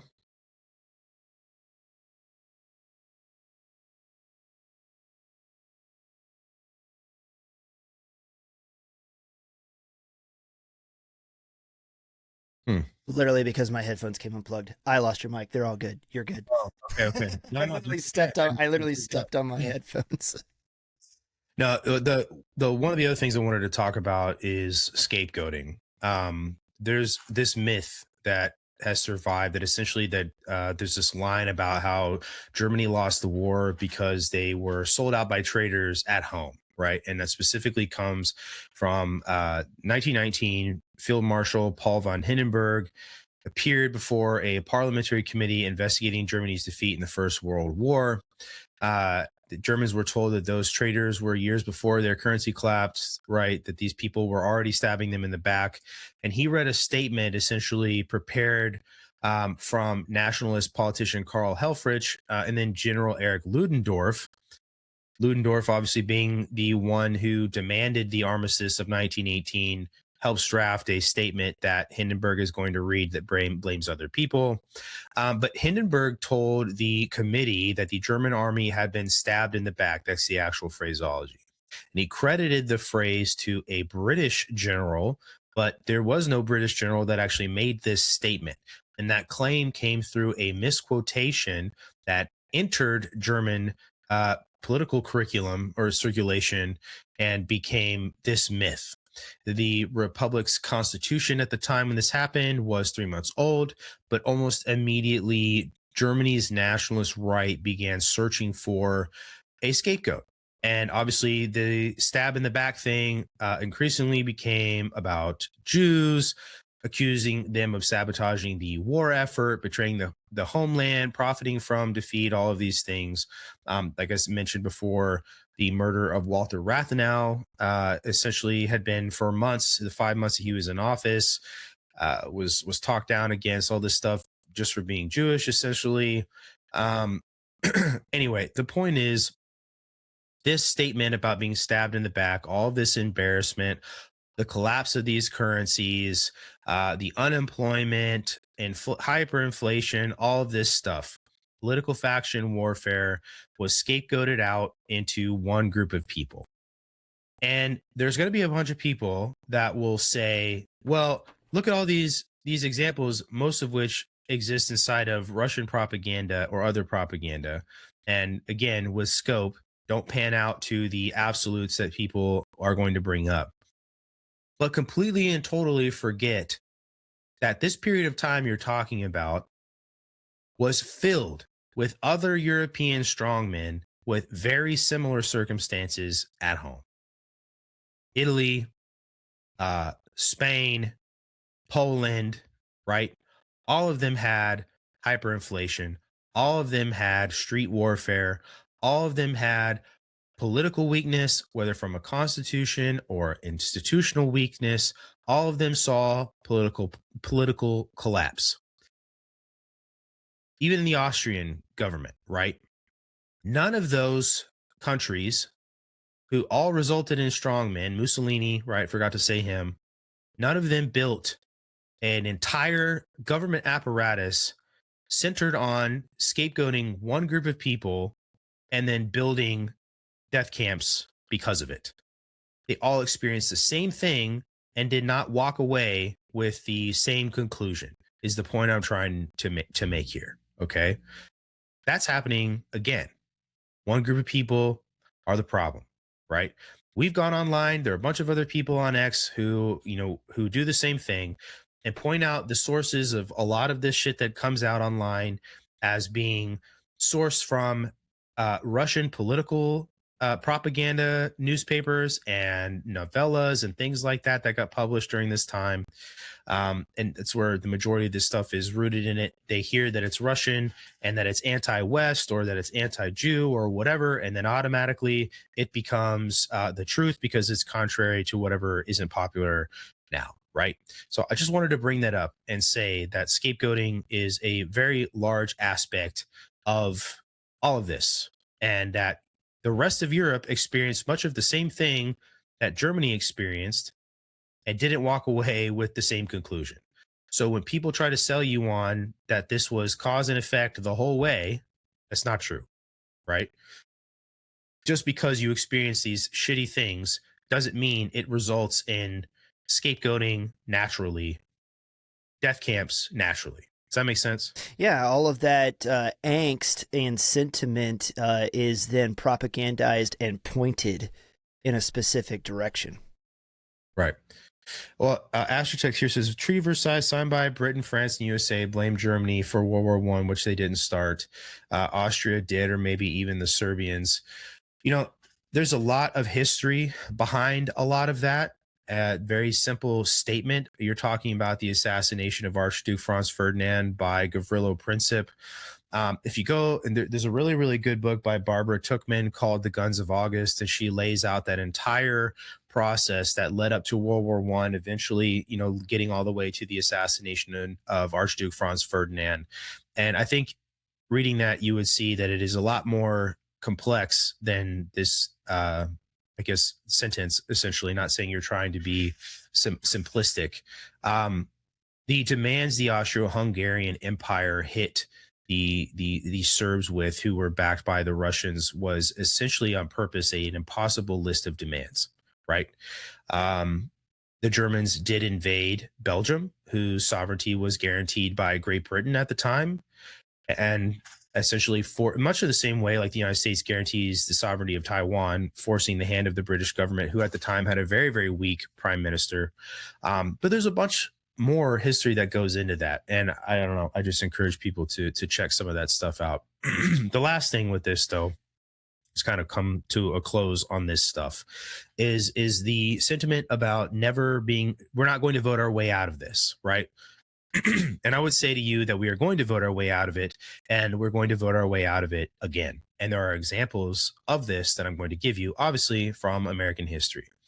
Cronyism exists. Never said it didn't. Regulatory capture 100% is a problem in this country. There is a revolving door between government agencies and private industry. Oh, yeah. 100%. That's a massive problem. There is a political class in this country that is insulated from the consequences of their own policies. That needs to end. And generations of poor civic education as well has produced a bunch of Americans who are fluent in grievances, but illiterate in the mechanics of the government to fix these things, right? I see something going around right now, and I'm going to say this really quick as an aside, about flock cameras and how they don't exist in these two Jewish communities in the United States. Anna showed me that just earlier today. Right. So here's what I'm going to say about that. You know what the fuck that is? Go investigate how much these hyper-religious communities, not just Jews, but Muslims and Sikhs, especially here in California, will leverage the local government over and over and over again. They organize and make sure they don't get butt fucked by all this stupid crap that regular Americans, white Americans, whatever it is you want to say, are too fucking lazy to understand how to do and get off their ass and then go do. That's why shit like that happens. It's not a fucking conspiracy. It's you not knowing what the fuck your government can do for you and then not going and doing it and exercising that shit. That's exactly what that is. You're absolutely right. Americans are right now victims of their own apathy and ignorance. Yeah. Let's see. Crusader says Zionists got to go. And I hate how they brainwash lesser educated Christians. They don't know they're reading Schofield and give us bad names. It's like people assume I'm a Zionist and it's annoying. Yeah, I mean, I think there's a bunch of confusion across the board. And I think it has a lot to do with the fact that people are getting hot takes on the internet versus reading some actual source material. I have a bunch of history books written in the past 10, 20, 30, 40 years. But then I have, and Chris can vouch for me, a bunch that were written in the 19th century or older. And they don't include this stuff in some of these newer history books. History books exist for hundreds of years. Yep. Go read them. I'm telling you, there's so much information in there. It's wild. It's crazy. It's like the collective knowledge of mankind was inscribed on pages. And then once you own them analog, nobody can come into your house and amend them digitally. Yeah. And then you can compare them to each other too to see what's left out and what's added. Yeah. No, you should fucking buy stuff and hold it physically. You know what I mean? Yeah. But none of this shit that we're talking about is an excuse to hand over the American Republic to one person. I don't want to see a Trump third term. I like President Trump. There are things about him I don't like. I will criticize him as well as I will praise him. I don't want to see a third term. We literally have an amendment against that. And there would, again, have to be a change to that amendment, which would require a massive movement of American citizens. And that entire process, like I outlined before, cannot involve the executive branch of the government, right? So Good luck. I don't know what the fuck that's going to happen, but the one example I'm going to give from like right after the birth of the Constitution is the Sedition Act. Mm. Okay. A bunch of editors, newspaper editors, were sent to jail underneath the Sedition Act. Yeah. Okay. The Federalist establishment, I guess you could say, looked at Thomas Jefferson as basically a Jacobin asshole and thought he was going to destroy the country. Yeah. Right. I have qualms with Thomas Jefferson. A lot of people have qualms with Thomas Jefferson. A lot of it is deserved. Okay. Power transferred to him anyway. It was the first peaceful surrender of national government to political opposition in the modern American record at the time. And in 1932, with roughly a quarter of the American workforce unemployed and flirting with socialism, mind you, okay, the country replaced our entire government. How? By voting, right? When the 1960s hit and Martin Luther King was assassinated, again, say what you want about him. I don't really care for Martin Luther King or Robert Kennedy or JFK was assassinated. There were riots. Things got lit on fire. And then guess what? People voted for new leadership. And it happened. And the 1980s, after Carter, there was stagflation. Energy in America, huge shocks. The national humiliation over certain things going on post Vietnam and then the Iran-Contra humiliation, right? Everything happened the way it's supposed to.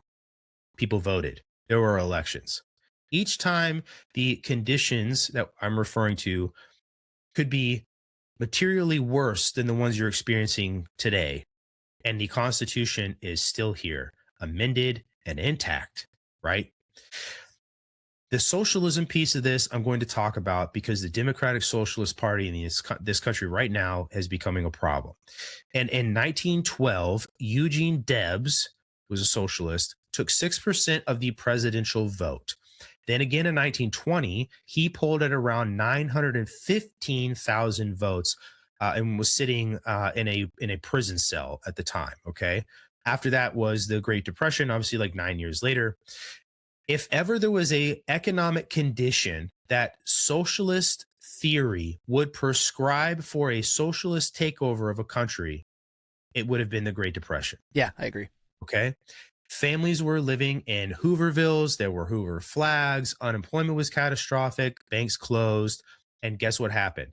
No rise in socialism. A socialist named Norman Thomas received around 885,000 votes in 1932. And then in 1936, with employment in double digits, received only 187,000. Why? Because people had faith in the institution, which is the point I was making before about what appetite do you want, right? What are you actually hoping for?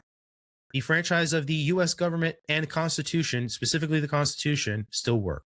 An electorate is capable of reforming our system at the voting booth every single time, and we don't need to overthrow the U.S. government to do it. We don't need the Democratic Socialists of America coming in and talking about rewriting the Constitution. Norman Thomas ran against capitalism at the bottom of the Great Depression and still lost. Those people definitely living way fucking worse than you were. Yeah. We had FDR, 1951. The states ratified the 22nd Amendment and then capped presidents to 2 terms because of FDR, watching him hold the presidency for 12 years, right? All of these things happened because of the Constitution, right? The Weimar German right essentially made a bet with Franz von Papen that they could hand power to one person, Hitler, around Hindenburg, right? Installing Hitler as the chancellor in 1933. Certain they could control this guy. In a year and a half, Hitler's men were shooting their way through the government and then produced the Night of the Long Knives. Not familiar with it? Look it up. Massive amounts of murder. Killing Edgar Jung, the speechwriter who even drafted the speech for von Papen. Killed him, who was then at the time the vice chancellor of Germany. So before somebody gets to declare ordinary constitutional politics dead, you have to understand that there's a standard. So what evidence would you require before accepting the claim that Americans genuinely cannot vote their way out of a political problem anymore? I would have to see the federal government completely and totally inept and unable to enforce its own power anymore. That's what I would feel like personally have to be able to see. But at that point, you're also talking about total societal collapse, complete and total tribalism, everybody packing it in and taking care of their own. Mm-hmm. Right. So I totally agree with you. We are a long way from that. The trope of like you can vote yourself into socialism, but you can't take it out, or you can't vote your way out of it. We are not there yet. We're like we still have. I just voted. It has to be installed. Exactly. Just voted in my Republican primaries yesterday. And JT Hubs is over here. I've seen your question a couple times. What do you guys think will happen when Trump does try to run for a third term? He's not going to. Yeah, he said he's not going to. I'm not saying he is. People want him to, is the point. Yeah. It's the public sentiment is more of what we're coming at. Listen, if Trump was going to run for a third term, he would be in it now because he wouldn't have given up power in 2020. We all know how he felt about that election, and I think he had a lot of evidence to back him up. We don't have to relitigate all of that. There's a lot of fishy things that happened, and he still stepped down and followed the constitutional process. So he's just not going to, and it's funny when he trolls the Dems or whatever with the Trump 2028 hats, but he's not going to. And I think one thing that we've established on this channel is like let's keep the arguments serious. Don't like to romp through the clover fields of like reactionary content or falling for the clickbait or falling for the trolling or whatever. Let's keep it to like the important things that are actually going to repair the foundations of our culture and our country. Right. I'm going through the chat here. This one, I think we're trying really hard to make, I guess, Jews the problem and bankers specifically. This one right here, Sigmund G. Warburg and Eric M. Warburg of the Warburg family transferred their money to England and fled Germany with the money. So while you were talking, I was like, okay, I'm going to look that up to see what it says. That's actually inaccurate. It says right here, Eric Warburg did not go to England. He fled to the United States in 1938. During the war, he served as a lieutenant colonel and intelligence officer for the U.S. Army, where he interrogated prominent Nazis, including Hermann Goering. The man in this claim spent the war interrogating the regime he supposedly fleeced. Sigmund is the one who went to London in 1934, so they didn't both go to England. It says here, too, saying fled with the money inverts what actually happened. Warburg was founded, M.M. Warburg, the bank was founded in 1798, run by the family for 140 years. Max Warburg tried to wait the Nazis out, even serving on the Reichsbank board under Schacht from 1933, which is peak time for Hitler and all Hindenburg and Schacht's cronies, but was forced to sell the bank under Aryanization. The firm was seized, converted from a family partnership to a limited company, and handed over to new managers Rudolf Brinkmann and Paul Wirtz, while keeping the Warburg name on the door. So not Warburg anymore. In November 1938, the Nazis arrested Fritz Warburg and held him for months as a hostage. The Aryanized bank then absorbed another Jewish banking house in Hamburg, J. Goldschmidt and Sons. I don't know. I don't know where you're getting some of this stuff, brother. Instagram, X. I guess Jews are a problem, but not the main or only problem. But the thing is you're separating Jews from the fact that these are Germans who are Jewish. The same way somebody could just label you a Christian and not an American, and then make it about you in that regard. You see what I'm saying? Like, these are still Germans. Well, I think it's I think it's a conflationary argument of right. Yeah, comparing the one to now modern times. For sure. Anyway, so I mean, the point is that you have to endure this. You have to endure all of this prison you think you live in. You can go read the conclusion of my Substack.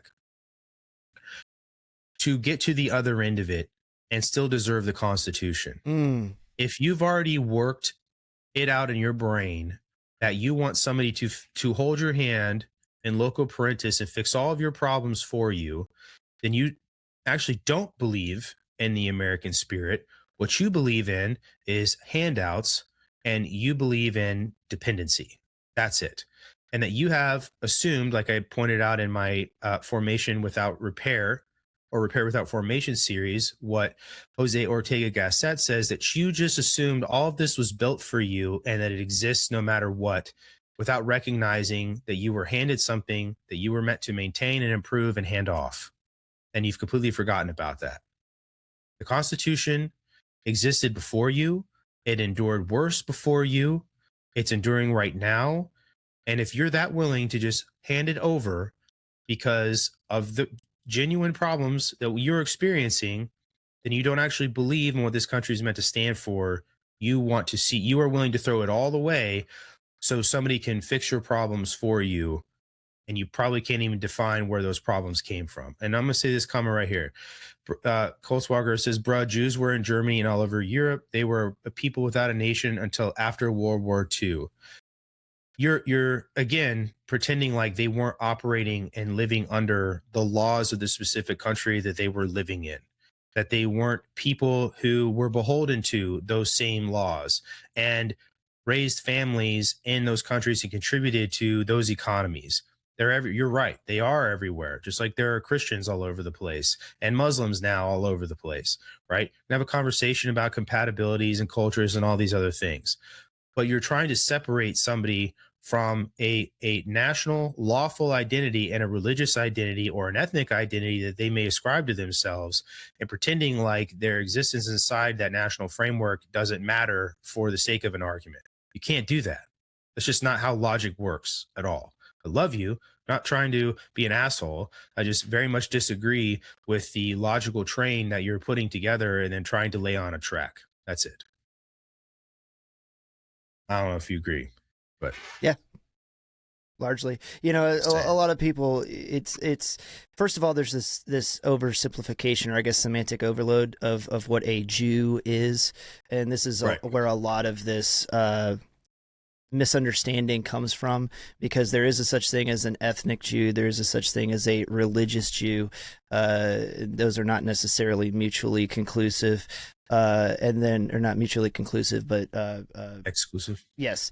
And then obviously there's Zionists, which you don't have to be a Jew to be a Zionist. There are Christian Zionists, but that gets lumped into the argument and conflated in with those other two words all the time. And then there's Israeli citizens, and there are Israelis that are not Jews. There is Israelis that are Christians, and so, you know, doing the elevator pitch argument of it and boiling it all down, you know, you have to be able to say, like, look, I think that there are governments like the Israeli government, and many others like the Qatari government, that have an outsized influence on the United States. I don't agree with it. I don't think that any other government should have an outsized influence on the American government. I'm America first when it comes to that. And I do recognize that there are bad faith actors, you know, let's just use George Soros as a stand-in, as an example for this argument, that use their Jewish ethnicity as a get out of jail free card, and promote things like anti-Semitic hate crimes and try to police speech based on that by using their, like I said, their Jewish ethnicity as a shield. And then people end up conflating that those individuals that happen to be Jewish are indicative of all Jews. Right. And then there's where the conflation comes into it. And that's just not the case. It's a giant leap in logic. Mm-hmm. So, you know, but again, in order to have this conversation, and you can't wade into it, and I've already done it too much, then a stream just becomes debating that entirely, because people so want to discover a group or a bad faith actor and be able to pin all problems on that, and if we just solve that problem, then everything else will go away. But the thing is, like, the world's way bigger than that. That's a vastly oversimplified way to look at the world, and it's just not the case. There is, in fact, no one single problem that if you solve, the world will go on to be utopian. It's not an economic problem. It's not an ethnic problem. It's not a government problem. It is a fallen humankind problem. It is a sin problem that you're dealing with. And so everybody tries to find the economic or the political or the ethnic fix for it, and you're not going to, because now you're never going to experience heaven on earth. And so now I've brought the religious into it. And if you guys didn't know I was a Christian, you do now for sure. But yeah, it's a big world. The problems are big. And if you fall for that narrative of blaming an entire group of people for all problems, you've fallen for the propaganda. Right. That's what it is every single time. Volkswagen says their influence cannot be ignored. Nobody is ignoring bad influence. What we're doing is calling out the stupidity of scapegoating. Yes. Because if like I said this before, if whatever it is you hear provides a one-stop shop solution for all of your problems, it's propaganda. 100%. Nowhere in the history of the world has there ever been anything like that, right? I think, and I'm going to close on this, right? But the lesson of the Weimar Republic and the American comparison is not that there's all these problems, so we're the same. The lesson is that what happens when people become so convinced that ordinary self-government is beneath them, and it is beneath the scale of the problems that they experience, that they are looking for somebody else to carry the burden of their own citizenship. Carry that shit. Yeah. Give your balls a tug, eh? Hey. And fucking realize that self-governance means you. Not the ambiguous they, not somebody else over there. You. You must carry the burden of your own citizenship and not outsource it to someone else with unilateral power who will eventually turn on you, as every lesson in history has ever painted a picture for. Or of, excuse me. That's it for me. So, well, I hope you guys enjoyed the episode. That was the Outpost. I thought Chris was going to say something. I was just reading the chat, and it's the, like I said, now the argument is splintering into many different directions with a lot of false equivalencies. Right. Yeah, fair enough. It's fair. Yeah, it's the way it always goes. Well, we will see you guys on Friday for the live fire. There will be an episode on Saturday as well. This one is with Paul Allen Roberts. You can go look him up. He wrote a book on globalism, and the cabal, we all like to say. It was a good conversation. That'll come out on Saturday. Next week, we will start holding true to what we said we would always do by dropping podcast episodes early for those of you who are over on Patreon, because Chris and I have not held up our end of the bargain on that, and I'll say that, and posting them early, and those episodes will still drop on Saturday, but catch you guys on the live fire on Friday. We'll talk about some other stuff going on, specifically murdering babies might be one of the things we talk about, who knows, and anything else going on in this country. So thank you guys so much for listening. I appreciate all the candor and feedback in the chat about Weimar and the things that we had to say about all these scapegoats and economic problems and inflation and all this other stuff going on in this country. So I appreciate you guys exercising the burden of your citizenship by being here and having discourse with us. And I'll kick it over to Chris to sign us off, and we'll see you guys again, like I said, on Friday. Absolutely. Love you guys so much. We'll see you on Friday. Go with God. Don't be a dick.